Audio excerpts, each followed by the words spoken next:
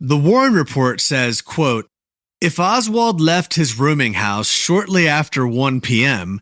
and walked at a brisk pace, he would have reached 10th and Patton shortly after 1:15 p.m.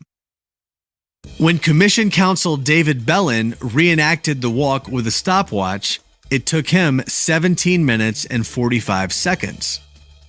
Now, assuming as the Warren report does, that Oswald left his rooming house, quote, shortly after 1 p.m., and that Tippit was shot, quote, shortly after 1:15 p.m., it would easily be possible for Oswald to have walked 9/10 of a mile in 15 minutes.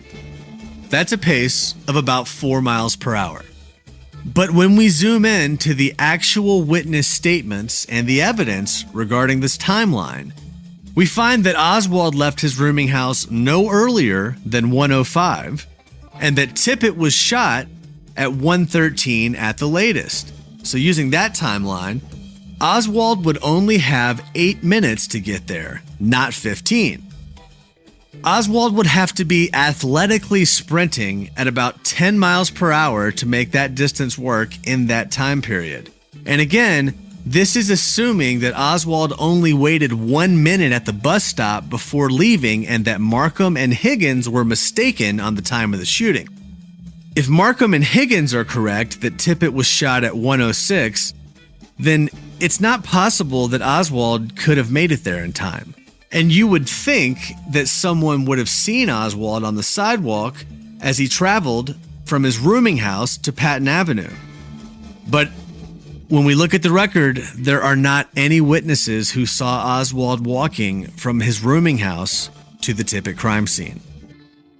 The only witnesses who looked at the time when they heard the shots were Margie Higgins and Helen Markham, and they both said that it happened around 1:06.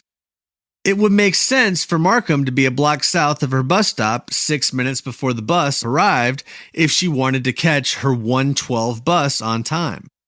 And T.F. Bowley said that his watch said 1:10 when he saw Tippit on the ground. You would have to discount what all three of those witnesses said to believe that it's possible for Oswald to have made it to the Tippit crime scene in that period of time.